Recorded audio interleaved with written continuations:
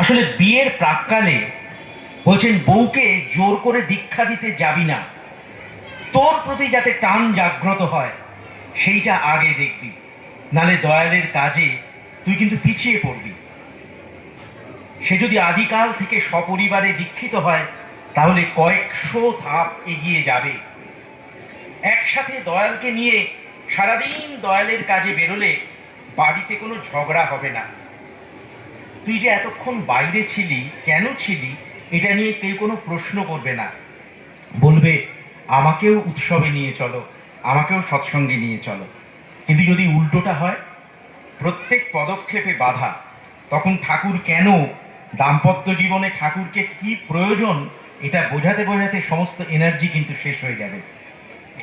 নিজেদের personal time হয়ে উঠবে দয়ালের কাজ, আর প্রত্যেক দিনের আহার সেটাই হয়ে উঠবে আনন্দ বাজার। তখনই এটা সম্ভব যখন পরম প্রেমময় প্রেম কি জিনিস সেটা আমরা বুঝতে পারি। তিনি বললেন, বলতো আচার্য কাকে বলবো? সেই দাদা বলছেন, আচার্য আমার জীবনের সব কিছু। অবিন বাবা শুনে বলছেন, জীব জগৎ জীবন কারণ করুণাময় স্বামী, তোমার দয়ায় লোভেছি জনম সকলই পেয়েছি আমি। এই কথা বলে যাকে ইষ্টভৃতি নিবেদন করো, সেই লীলাকে শুধু এক কথায় সব কিছু বললেই হবে? বউ আমার সব কিছু, বাবা মা আমার সব কিছু, সেভাবে বলো। আচার্য বা ইষ্ট কি তাই? বরং তোর নতুন বউকে শেখাবি যাকে চিনলে এই জগৎকে ভালোবাসতে ইচ্ছে করে, যাকে জানলে আর কিচ্ছু জানার বাকি থাকে না, যার প্রেমে শুধু প্রেম ছাড়া কোনো স্বার্থ নেই। সেই নিঃস্বার্থ নিঃস্বার্থ প্রেমের কাছে আমরা যাব। তিনি আমার দয়াল, আর দয়ালকে যিনি চিনিয়ে দেন তিনি আমার আচার্য। বুঝলি? বুঝেই সেই অপরূপ সুন্দর হাসি। সুখে সংসার কর, একটা জিনিস মাথায় রাখবি, ঘরের কর্তা কিন্তু পরম দয়াল। আচার্যদেবও বলেন, আমি কর্তা, আমার কথায় সব কিছু চলবে। এইটা যখন মানুষের চিন্তায় থাকে, তার মাইন্ডসেট, তার থট প্রসেসে থাকে, অশান্তি কিন্তু সেখান থেকে হয়। যখনই আমি বলছি যে আমরা ঠাকুরের শিষ্য, তো তাই তিনি আমাদের বাড়ির কর্তা, তিনি চান না আমরা চুলোচুলি করি, তাই যতই রাগ হোক আমি কিন্তু মনে রাখবো যে স্বামী স্ত্রীতে ঝগড়া করে ছেলেপুলোয় দেখে, গোল্লায়েরই সদর দ্বারে বাছাগুলোয় রাখে। আমার খুব ইচ্ছে করছে, আমার ইগো বলছে যে তখন একটা কষিয়ে থাপ্পড় মেরে দিই। আচার্যদেব বলছেন, যে বউকে কখনো চড় মারে তার থেকে বড় কাপুরুষ আর হয় না। ঠিক একই কথা, ঠিক ঠাকুর যেমন বলেছেন ঠিক তেমনটাই সৃষ্টি বর্দার কাছে পেয়েছি, ঠিক তেমনটাই সৃষ্টি দাদার কাছে। সময়ের সঙ্গে সঙ্গে রূপান্তরে তাকে আরো অভিনবভাবে পেয়েছি সৃষ্টি দাদার কাছে, সৃষ্টি আচার্যদেবের কাছে, এবং আমার ওই কিশোর কুমার, আমার অবিন বাবার কাছে। তিনি বারবার বলেন যে নারী এবং পুরুষ এই সম্পর্কটা অনেকটা ভূমি এবং বীজের মতো। এখানে আমার অনেক কৃষক দাদা ভাই বন্ধুরা আছেন যারা খুব ভালো করে জানেন যে মাটি এবং বীজ সেটা যদি কম্প্যাটেবল না হয়, পরস্পর সদৃশ না হয়, তাহলে কখনো ফসল ভালো হবে না। যদি বীজের প্রয়োজনের চাইতে বেশি উর্বরা হয় জমি, তাহলে বীজটা জ্বলে যায়। প্রতিলোম বিবাহ সর্বনাশের মূল কারণ। অনুলোম বিবাহ, সবর্ণ বিবাহ ঠাকুর সমর্থন করছেন, বিধিসম্মত অনুলোম। গ্রাম্য ঘরের মেয়েরাও ওই গাছটাকে কিন্তু বাঁজা গাছ বলবে। আবার তারা এও দেখেছে একই বীজ একটা জমিতে 10 সেরি কুমড়োর জন্ম দেয়, আবার অন্য জমিতে 1 সেরি কুঁকড়ে হয়ে যাওয়া কুমড়োর ফসল ফলে। প্রকৃতিতে যদি তাকাই তাহলে দেখব একই জমিতে নিম গাছ কিন্তু ভীষণ তেতো, মুখে দেওয়া যায় না, পাশাপাশি ওই জমিতে একটা আখ গাছ পুঁতে দেয়া হয়, আগাগোড়া ভীষণ মিষ্টি। এটা কিসের জন্য হয়? এটাই বীজ বৈশিষ্ট্য। কিন্তু বীজ বৈশিষ্ট্য থাকা সত্ত্বেও অসমঞ্জস মাটির প্রভাবে দার্জিলিংয়ের সুমিষ্ট কমলালেবু যদি দক্ষিণবঙ্গের মাটিতে পোঁতেন, তাহলে যে ফল হবে বাঁদর সেই লেবুটা ছুঁড়ে ফেলে দেবে। তাই মায়ের সন্তান ধারণের মুহূর্ত থেকে তার হাব ভাব, চাল চলন, মনের অবস্থা, সেটা একদিকে শিবাজি, স্বামীজি, নেতাজির জন্ম দিতে পারে, আবার সাইবার ক্রাইম করা, এটিএম লুট করা মানুষের জন্ম দিতে পারে। তাই ফরাসি সম্রাট নেপোলিয়ান বলেছিলেন, give me good mothers, I shall give you good nation. ছেলে টেররিস্ট হবে নাকি হিউম্যানিস্ট হবে? ছেলে পেরেক হবে নাকি গজাল হবে? মদন হবে নাকি জনার্দন হবে? চাঁদ হবে নাকি চাঁদমালা হবে? এই সব কিছু স্থির হয়ে যায় মাতৃগর্ভে। সেখান থেকেই কিন্তু আমাদের প্রথম চলা শুরু। তাই ঠাকুর বললেন, শাসন সংস্থা যেমনই হোক, যাতেই মাথা ঘামাও না, যৌন ব্যাপার শুদ্ধ না হলে জাতির জীবন টিকবে না। ইষ্ট স্বার্থ প্রতিষ্ঠা যার পরিণয়ের মূলে, তারই বিয়ে সার্থক হয়, বংশ ওঠে দুলে। আর আদর্শ স্ত্রী কেমন? লক্ষ্য কাজে ব্যস্ত থেকেও স্বামী সোহাগ ভরে, কোন ফাঁকেতে সময় করে স্বামীর তোয়াজ করে। শ্বশুর বাড়ি যে মেয়েদের অগাধ অটুট টান, তারাই তো লক্ষ্মী মেয়ে, সেবা বিপুল প্রাণ রে, সেবা বিপুল প্রাণ। আমরা জানি স্বামীতে যার যেমন মতি, সন্তানও পায় তেমনি গতি। তার আগে ঠাকুর শেখালেন কেমন ছেলে নির্বাচন করবে। আচার্যদেবের কাছে সবাই এসে বলে, মেয়ের বয়স 25 পেরিয়ে গেছে, বিয়ে দিতে চাই। আচার্যদেব প্রথমেই বলেন, বয়সটা কিন্তু বিয়ের কোনো শর্ত নয়। আমি কালকেও রাত্রে তার শ্রীচরণ অরবিন্দের কাছে বসে শুনছিলাম, সবাইকেই বলছেন, তাহলে কি পুরুষ হলে সে পূরণ করতে পারে কি না, তার বর্ণ, বংশ, যোগ্যতা, আয়, উপার্জন এবং পূরণকারী স্বভাব, সেটা কতটা ঠাকুরের ইচ্ছানুযায়ী, ঠাকুরের বিধান সম্মত, তা যদি হয় তাহলে বিয়ে দেবেন, নচেত কিন্তু বিয়ে দেবেন না। বিবাহ বা দাম্পত্য হলো দুখানা ইঁটকে একসঙ্গে গেঁথে রাখতে গেলে মাঝখানে একটা সিমেন্ট চাই। স্বামী স্ত্রীর মধ্যে ওই আদর্শরূপ সিমেন্ট অত্যন্ত জরুরি। তাই মুসলিম দম্পতি আল্লাহর উদ্দেশ্যে প্রণাম জানিয়ে মসজিদে বিয়ে করেন, কারণ এই দম্পতি একটি সুস্থ সন্তান উপহার দেবেন সমাজকে ভবিষ্যতে। হিন্দু সমাজে যদিদং হৃদয়ং মম তদস্তু হৃদয়ং তব বলার সময় একটা শালগ্রাম শিলাকে রাখা হয়। সেই শিলা কিন্তু আমার ইষ্টের প্রতীক হয়ে ওঠে। তাই বাস্তবিক পক্ষে বৃধাতুর মধ্যেই কিন্তু বরণ করা। আজকের দিনে একজন বিয়ের পরে আচার্যদেবকে গিয়ে বলছেন যে আমরা সন্তান নিতে চাই। তিনি বলছেন, আগে নিজেদের মধ্যে কেউটা বন্ধ করো। নিজেরা যদি ঝগড়াঝাঁটি করো তাহলে সন্তান কখনো ভালো হবে না। নিজেরা তো সারাদিন তর্কাতর্কি করো নানা বিষয়ে। এই অবস্থায় যদি তুমি সন্তান নাও, তাহলে যে আসবে সে অবধারিতভাবে মানসিকভাবে দুর্বল হবে। বিজ্ঞান বলছেন, যেখানে স্বামী স্ত্রীর মনের মিল নেই, সেই অবস্থায় সন্তান যদি আসে সে বাইফার্কেটেড হবে, ট্রিকল মাইন্ড হবে।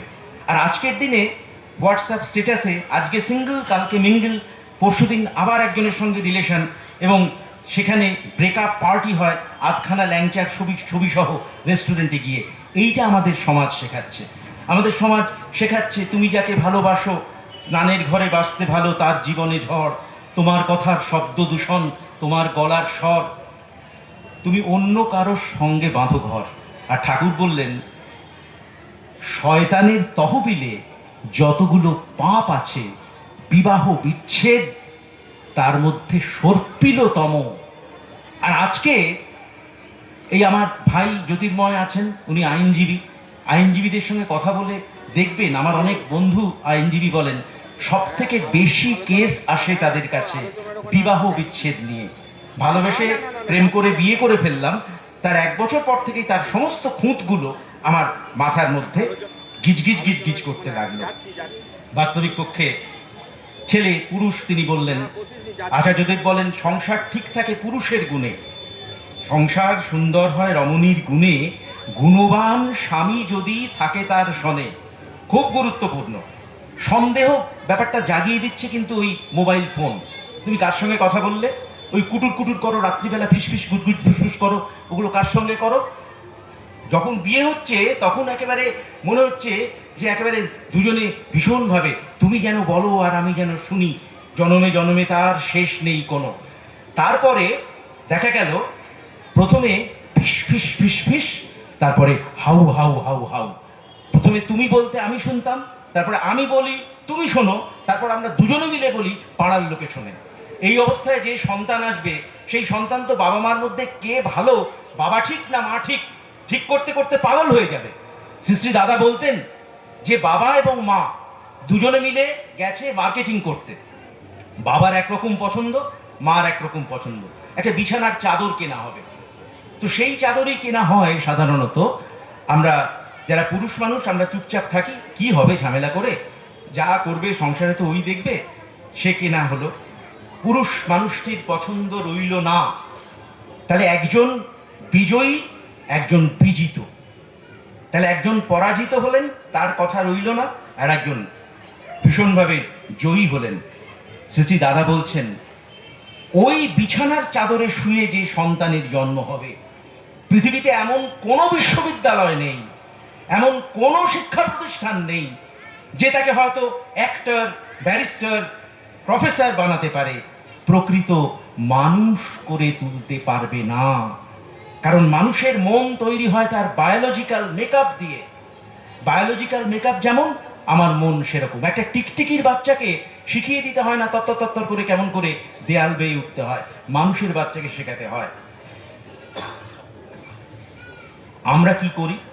আমার পরিবার, আমার বাড়ি, আমার গাড়ি, আমার চাকরি, আমার হেনা, আমার তেনা, আর সংসারে তুমি একাই কর্তারি চালাবে। বিয়ে বিয়ে বিয়েটা করেছিলে কেন তাহলে? সব সময় যদি আমি আমি আমি আমি করবে, যদি আমরা না বলতে পারো তাহলে বিয়ে কেন? অ্যানিভার্সারিতে ফেসবুকে ছবি চিপকে, বড় বড় ফেসবুকে লাইক কমেন্ট শেয়ার বাড়াবার জন্যে, প্রেমের কবিতার লাইনগুলো চুরি করে চটকদার ক্যাপশন দেওয়ার জন্যে। বাস্তবিক পক্ষে বলতে পারো বিয়েটা কেন করেছিলে? বেশ, আজ থেকে আমরা বলবো আমাদের লুঙ্গি, আমাদের পইতে, আমাদের দাড়ি কাটবার সরঞ্জাম ঠিক আছে, ঠিক আছে, এবার মুখটা বন্ধ করো। কি চোপারে ভাই, কার সঙ্গে বিয়ে দিয়েছিল? তিনি তো কলহপ্রিয়া, তিনি তখন দাঁত কিড়িমিড় করে বলছেন গুষ্টির তুষ্টি, ভীমশেল মুষ্টি, আরে কি দারুণ পুষ্টি, কোয়াল কম ঝমাঝম, দমাদ্দম দমাদ্দম, এক সময় সব শেষ। সারাটা দিন সারাটা কাল আমার তুমি কষ্ট দিলে, শুধু ভিতর বাহির জুড়ে এখন পথ দিয়েছে দুদু। স্বামীটির মন একজন জাহাবাজ, শপিং অ্যালকোহলিক, মোবাইল অ্যাডিক্ট, বুদ্ধিহীন নারী, সারাটা দিন বক বক বক বক বক বক বক বক বক বক বক করে আমার লাইফটাকে হেল করে দিল। এই যে ধিকি ধিকি তুষের আগুন জ্বলছে দাদা প্রতিটি ঘরে ঘরে, এর নাম দাম্পত্য, এর নাম জীবন। এখান থেকে শিবাজি, স্বামীজি, নেতাজির জন্ম হবে? হয় না, হতে পারে না। তার কারণ সম্ভ্রমাত্মক দূরত্বের কথা ঠাকুর বলেছেন।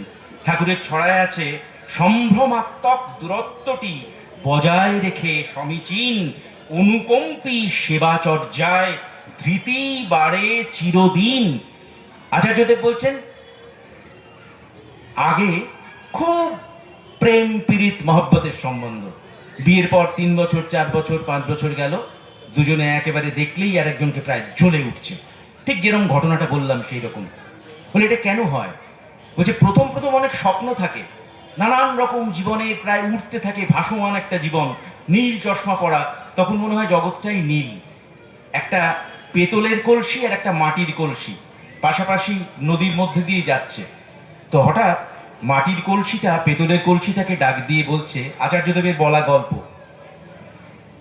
এই শোনো না, একটু আমার কাছে এসো।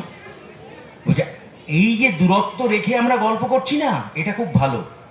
আমি যদি তোমার একেবারে ঘাড়ের পরে উঠে পড়ি, আমার আঘাত তুমি সহ্য করতে পারবে না, ভেঙে টুকরো হয়ে গুঁড়ো গুঁড়ো হয়ে যাবে। তাই এইটুকু দূরত্ব রেখে, এইটুকু সম্ভ্রমাত্মক দূরত্ব রেখে মিশলে আমাদের দাম্পত্যটা কিন্তু সুন্দর হবে। আর আজকে তো কেউ ঝগড়াও করে না, কারণ আজকের সময়টা হচ্ছে শব্দেরা ভুলেছে ঠোঁট আর জিভের যৌথ সহবাস। এখন আঙুল আর বোতামে আধুনিক কথার প্রকাশ। পাশাপাশি স্বামী স্ত্রী রয়েছেন, পাশাপাশি ফ্ল্যাটেও এখন দেখা যাচ্ছে যে তারা মেসেজ করে বলছেন এক গ্লাস জল দিয়ে যাবে। যখন প্রায় 1 ঘন্টা পরে স্ত্রী এলেন তখন বলছে কই মেসেজ করলাম যে, বলে ও আমার তো নেটটা অফ ছিল আমি জানতে পারিনি। মানে ডেকে ওগো তুমি এটা করো এটা বলার মতন তার সাহস নেই। আচার্যদেব বলছেন এই পরিবেশটা পুরুষ মানুষ তৈরি করে, কারণ পুরুষ মানুষের মেয়েদের সঙ্গে বিনম্র ব্যবহার করতে হয়, সব সময় কৃতজ্ঞ থাকতে হয় এই কথা ভেবে যে তাদের থেকেই আমাদের জন্ম। এমনকি বউয়ের কাছেও কৃতজ্ঞ থাকতে হয়। মা হওয়ার পর আমাদের দেশের মেয়েরা শিখে যান 1 ঘন্টার স্নান কেমন করে 5 মিনিটে করতে হয়। মা হওয়ার পর আমাদের মায়েরা শিখেছেন কিভাবে রাতের পর রাত দিনের পর দিন ঘুম কাটিয়ে জেগে থাকতে হয়। মা হওয়ার পর আমাদের মায়েরা শিখেছেন হাজারো কষ্ট কিভাবে দাঁতে দাঁত চেপে সহ্য করতে হয়। ঠাকুর বলছেন আমরা এই কুঁড়ে ঘরে পান্তা ভাত খেয়ে ওদের তুলনায় ঢের ভালো আছি। যে বউকে খেতে পড়তে দিতে পারে না সেও জানে বউয়ের ওপর আমার অধিকার আছে, আর বউও বোঝে পেরে ওঠে না কি করবে। তবু সে যদি আমার বেঁচে থাকে তাহলে আমার শাখা সিঁদুর আমার সুখ সোহাগ কেউ কেউ কেড়ে নিতে পারবে না। আর মানুষের দিন চিরকাল একভাবে যায় না, একদিন সুদিনের নাগাল পাবোই পাবো, একদিন সুদিনের নাগাল পাবো। তুলসী তলায় পিদিম দিতে দিতে স্বামী পুত্রের মঙ্গল প্রার্থনা করে। ঠাকুর ঋত্বিক চাদরটা খানিকটা একটা ঘোমটা দেওয়ার মতন করে নিয়ে নিলেন, নিয়ে ঠাকুর কানের পাশ দিয়ে টেনে বলছেন গড় হয়ে প্রণাম করে। আর প্রণাম সেরে উঠে বারবার ভক্তি ভরে কপালে হাত ঠেকায় সংসারের কল্যাণ কামনায়। মন ভরে সেই দেবী প্রতিমার স্বপ্ন দেখে, মনে মনে কত সময় ভাবে উনি তো কত রকমে চেষ্টা করেন, কিছুতেই সংসারে সুসার হচ্ছে না। হয়তো আমারই কর্ম খারাপ, আমারই ভাগ্য খারাপ, আমার কর্মফলে উনি দুর্ভোগ ভুগছেন, না হলে ওনার মতো মানুষের এতটা কষ্ট পাবার তো কথা নয়। ফট করে একটা দীর্ঘ নিঃশ্বাস বেরিয়ে আসে নিজের অজান্তে, মনে মনে বলে হে পরম পিতা, আমার সব অপরাধ তুমি ক্ষমা করো আমার কর্মের জন্যে। অমন ভালো মানুষটিকে আমার নিরাপরাধ বাছাদের তুমি কষ্ট দিও না প্রভু। একবার ভেবে দেখেন তো, যে সংসারে এতখানি প্রীতি এতখানি মমতা, দারিদ্র দীর্ণ হলেও তো সেই সংসার স্বর্গ। ওই স্ত্রীর হাতের 57 সে তো রাজভোগের বাড়া। এটা ভাবের কথা নয়, বাস্তবেও তাই। মেয়েদের সব থেকে বড় ইউনিভার্সিটি তাদের শ্বশুর বাড়ি। ঠাকুর দেবতা পূজা পার্বণ শ্বশুর শাশুড়ি যা জাউলি ভাসুর দেওর ননদ নন্দাই আত্মীয় কুটুম্ব স্বামী সন্তান পাড়া পড়শি চাকর বাকর গরু বাছুর গাছ গাছালি সবার সেবা চর্যা নিয়েই সংসার। এই সমস্ত দিক একসঙ্গে তাল মিলিয়ে চলাটা খুব সহজ কথা নয়। তাই যে সংসারে মায়েরা নির্যাতিত, যে সংসারে মায়েরা অপমানিত, শত জ্যোতিষ দেখালেও সেখানে কোনোদিন ভাগ্য ফিরবে না। গ্রহ বৈগুণ্য সেখানে থাকবেই, আর শনি সেখানে নাচবেই।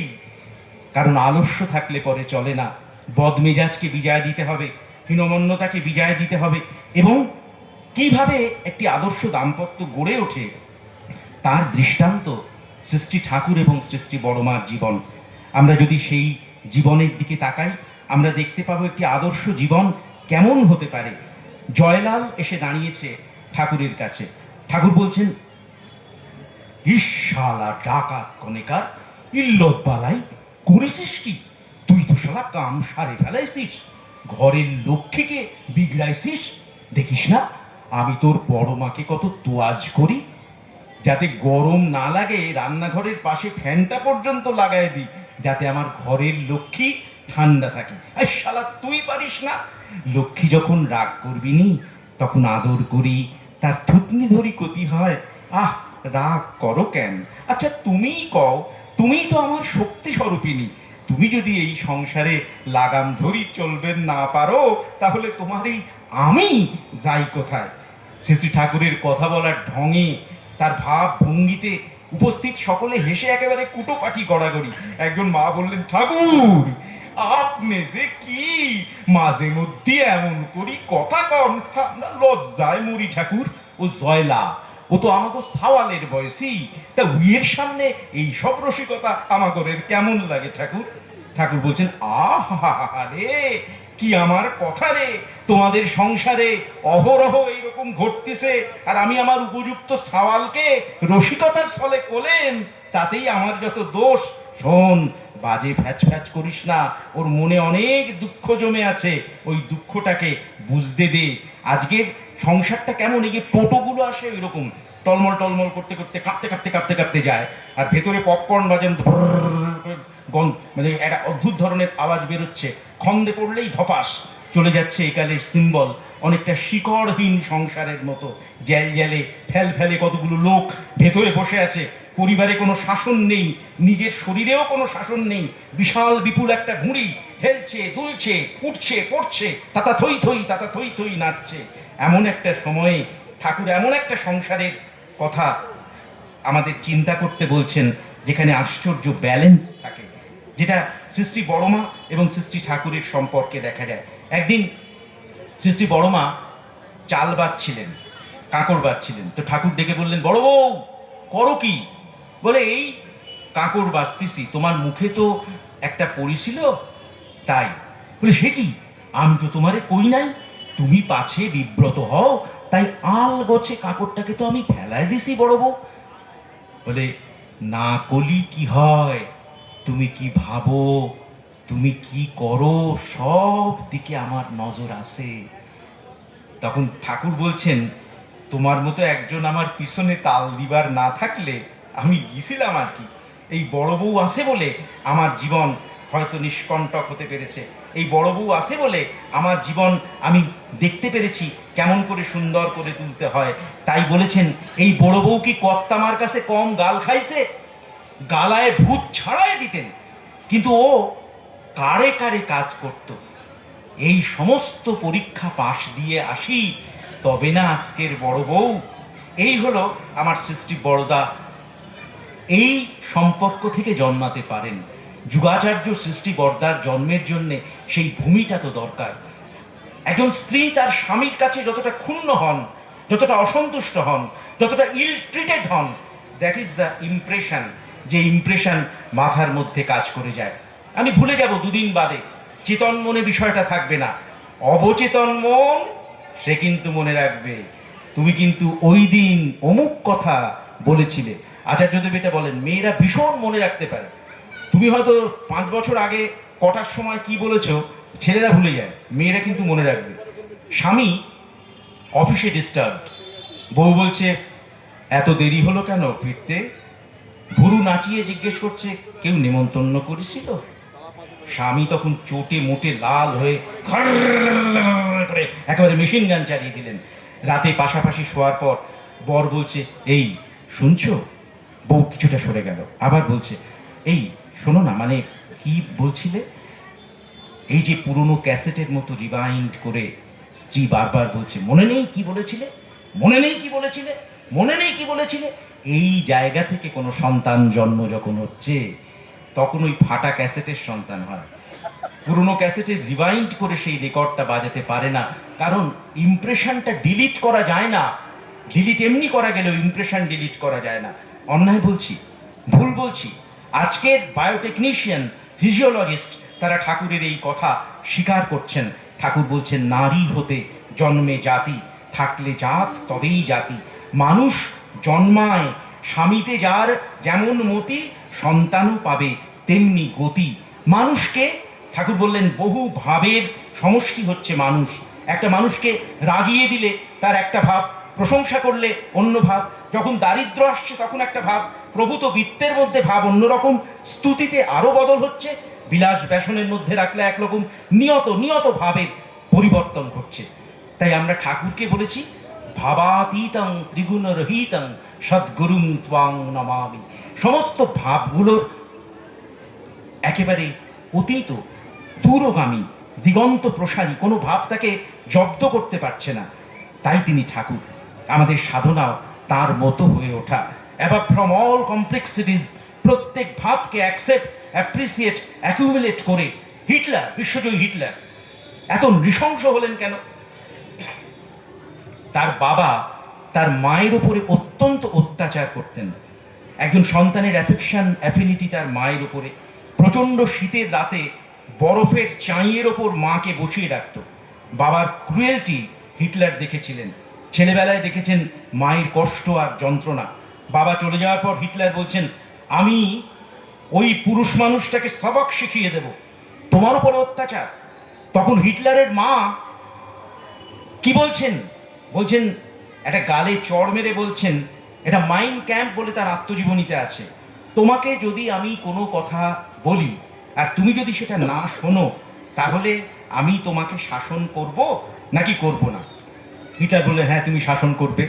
ঠিক সেম হায়ারার্কি থেকে বলছি, তোমার বাবা আমাকে কিছু একটা বলেছিলেন যা আমি করিনি, তাই তোমার বাবা আমাকে শাসন করেছিলেন, এটাই তো সংসার। ঠাকুর বললেন, ওই মাদার সেন্ট্রিসিটি ছিল বলে খুব সামান্য গ্রাসরুট লেভেল থেকে জার্মানির সর্বোচ্চ ফিউরার হয়েছিলেন হিটলার, কিন্তু ওই অতটুকু খুঁত ছিল বলে তিনি পাশাপাশি অতটানি নৃশংস হতে পেরেছিলেন, মানুষ নিধন করতে পেরেছিলেন। কারণ পিতায় শ্রদ্ধা, মায়ে টান, সেই ছেলে হয় সাম্য প্রাণ। একটার দিকে ঝোঁকা হয়ে গেলাম আর একটা দিক রইল না, তাহলে কিন্তু হবে না। তাহলে গাছের গোড়ায় জল না ঢেলে আমরা আগায় ঢালি, আমরা এফেক্টকে দেখি, আমরা কজকে, রিজনকে জানি না। তাই ঠাকুর বললেন, যে ভাব ও কর্ম মানুষকে কারণমুখী করে দেয় তাই আধ্যাত্মিকতা। ঠাকুরের ধর্মে, আমার আচার্যদেবের ধর্মে কোনো মিরাকল মঙ্গারিজম নেই। স্পিরিচুয়ালিজম মানে কোনো একটা অদ্ভুত ধরনের অলৌকিক ব্যাপার নয়। ঠাকুর তাই জোর দিয়েছিলেন ম্যারেজ রিফরমেশনের ওপরে। একটি নারী পরের বাড়িতে জন্মেছেন, বিয়ের আগে বাড়িতে, মাগো আপনারা মায়ের আঁচল ধরে ঘুমিয়ে পড়তেন মনে আছে তো, বায়না করতেন মনে আছে? ঠিক যখন কুসুমডিঙা, কনকাঞ্জলি, সপ্তপদী করে পতিগৃহে আপনি চলে এসেছেন, শ্বশুরবাড়ি চলে এসেছেন, তখন আপনার ঘুম পাক, খিদে পাক, শরীর খারাপ লাগুক আর নাই লাগুক, আগের মতো টুক করে শুয়ে পড়তে পারবেন না। টক করে খাওয়াটাও কিন্তু হবে না, আপনাকে অনেক দিকে খেয়াল রাখতে হবে, হাসি মুখে সব কাজ করতে হবে। মনে মনে হয়তো বলবেন, বাপের বাড়ি ছিলাম রাজেন্দ্রাণী, আর এখন তো মেথর রানীও নই, তার থেকেও অধম। কিন্তু কর্তব্যে কোনো ত্রুটি রাখলে চলবে না। ছেলে এসে বলবে খিদে পেয়েছে খেতে দাও, মেয়ে এসে বলবে ঘুম পাচ্ছে বিছানা করে দাও, এই সব কিছু। তার কারণ আমাদের দেশের মেয়েরা জানেন, স্ত্রী শব্দটার মধ্যে আছে বেষ্টন করে গড়ে ওঠা। আমরা বলেছি কথোপকথনের মধ্যে, উফ ছেলেটা খুব দুরন্ত, কিছুতেই ঠিক করতে পারি না। আর কথা বলতে গিয়ে জানি প্রায় ভোগে। আমরা কজকে সার্চ করি না, কেন ভোগে, কি কারণে ভোগে আপনার ছেলেটা। ঠাকুর বলছেন, যে নারী 100% স্বামী অন্তঃপ্রাণ, মা তখন ফার্মলি বলবেন, আরে বৃষ্টিতে ভিজছে ভিগুক, সহনপটু হোক, বৃষ্টিতে ভিজলেও আমি বলছি জ্বর হবে না। জীবনের প্রত্যেকটা বাঁকে ও মোড়ে আমার ঠাকুর রয়েছেন, আমার আচার্যকে আমরা স্মরণ মনন করেছি, আমরা প্রতিদিন তার কথা বলি। এই যে নারী, বধূ, সহধর্মিণী, মনোবৃত্তানুসারিণী, অর্ধাঙ্গিনী, এতগুলো কথা বলা হয়। ঠাকুরকে বলা হয়েছিল, এই কোন শব্দটা সঠিক বলে আপনি মনে করেন? ঠাকুর এক লহমায়, টুইঙ্কল অফ অ্যান আই, ঠাকুর বললেন সহধর্মিণী। ওই শব্দটার মধ্যে সবগুলো মার্জ করে আছে। ধর্ম মানে ধারণ করা, তিনি প্রত্যেকটি বিষয় ধারণ করে আছেন। দেহের শ্রীবৃদ্ধি, মেন্টাল ক্যাপাবিলিটি, সবটা। যেমন ঢেউ এসে তটে আছড়ে পড়ে, তরঙ্গ আছড়ে পড়ে সাগর সৈকতে, আমি তোমার সব কিছুকে ধারণ করতে পারি। ঢেউ যেমন আছড়ে পড়ে, আবার ঢেউ ফিরে যায়। তুমি তোমার সমস্ত বিক্ষেপ, অভিক্ষেপ, তোমার যন্ত্রণা নিয়ে আমার উপরে আছড়ে পড়ো, আমি তোমাকে আবার অনন্তের দিকে, ঠাকুরের দিকেই ফলস করে দেব। On and on and on. তাই তার জঠর এত বড়, সেখানে ছেলেও হতে পারে, মেয়েও হতে পারে।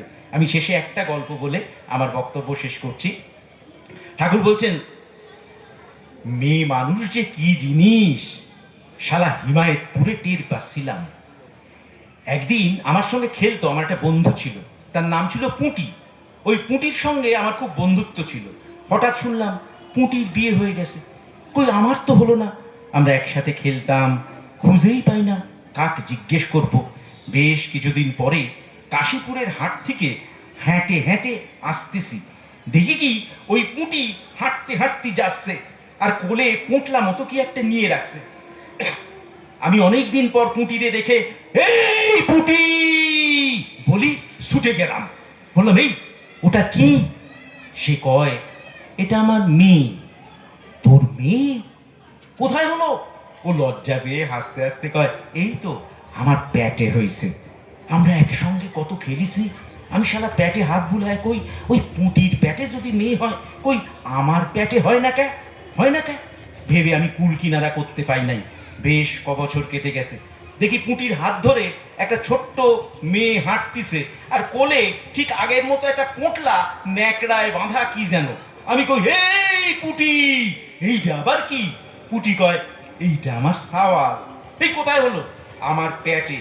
এই একই পেটে ছেলেও হয় মেয়েও হয়। এ কথা বলতি পুঁটি আস্তে আস্তে আস্তে আস্তে আমার কাছ থেকে দূরে, অনেক দূরে হারায় গেল। ওর মুখখানার মধ্যে আমি দেখতে পেলাম আমার মা মনমোহিনী দেবীকে। ওই মায়ের পেটে আমি, খেপা, বাদলা, আমরা তিন ভাই, আমার বোন খুকির জন্ম ওই একই পেট থেকে। পুটিকে বললাম, পুটি, পুটি রে, একটু দাঁড়া। কেন, কি করবি? ছুটতে এলি যে? পুটি, পুটি তোরে আমি একটা পেন নাম করবো। সাষ্টাঙ্গে পুটিকে একখান পেন নাম করলাম। আর সেই দিন থেকে বুঝে গেলাম, মেয়ে মানুষ যে সে জিনিস নয়, সে যে আদ্যা শক্তি, মহামায়া। পুণ্যপুথির ভাববাণীতে ঠাকুর বলেছেন, স্ত্রী কে জানো? সে হলো চিন্ময়ী শক্তি। এই চিন্ময়ী শক্তি যদি জাগ্রত হন, তখনই ঘরে ঘরে আবার স্বামীজি, শিবাজি, নেতাজির জন্ম হবে। তাই আজকের এই পুণ্য উৎসব অঙ্গনে দাঁড়িয়ে একই আহ্বান জানিয়ে যাব, ইষ্টহারা কৃষ্টিচ্যুত এই জাতিটার বুকে জীবন যশের শাড়ি পরে দাঁড়াও আবার রুখে। শক্তি দানো স্বামীর বুকে, মানুষ করমা সন্তানে, ছোটাও সবে ধরার বুকে অমৃতেরই সন্ধানে। শুভের পথে চালিয়ে সবে করে তোলো নিঃশঙ্ক।